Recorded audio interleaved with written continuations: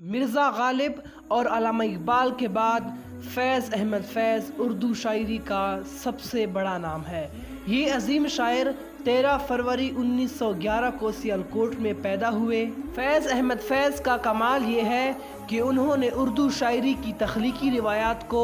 बैनुल अक़वामी सतह पर ले जा पहुँचाया।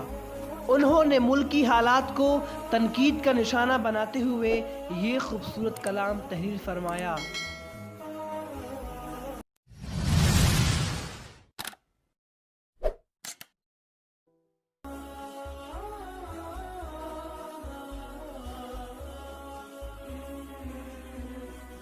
जिस देश से माओ बहनों को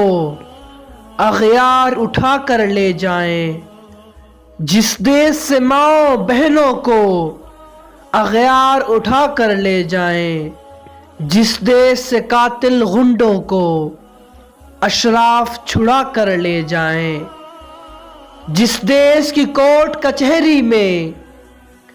इंसाफ टकों पर बिकता हो, जिस देश का मुंशी काजी भी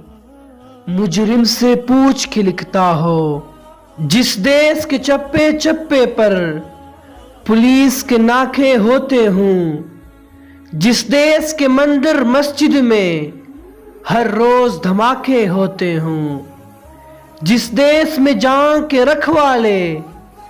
खुद जाने ले मासूमों की, जिस देश में हाकिम जालिम हो सिसकी न सुने मजबूरों की, जिस देश के आदिल बहरे हो आहे न सुने मासूमों की, जिस देश की गलियों कूचों में हर सिमत फहाशी फैली हो, जिस देश में बिनते हवा की चादर भी दाग से मैली हो, जिस देश में आटे चीनी का बहरान फलक तक जा पहुंचे, जिस देश में बिजली पानी का फुकदान हलक तक जा पहुंचे, जिस देश के हर चौराहे पर दो चार भिखारी फिरते हों, जिस देश के हर चौराहे पर दो चार भिखारी फिरते हों, जिस देश में रोज जहाज़ों से इमदादी थैले गिरते हों, जिस देश में गुर्बत माओं से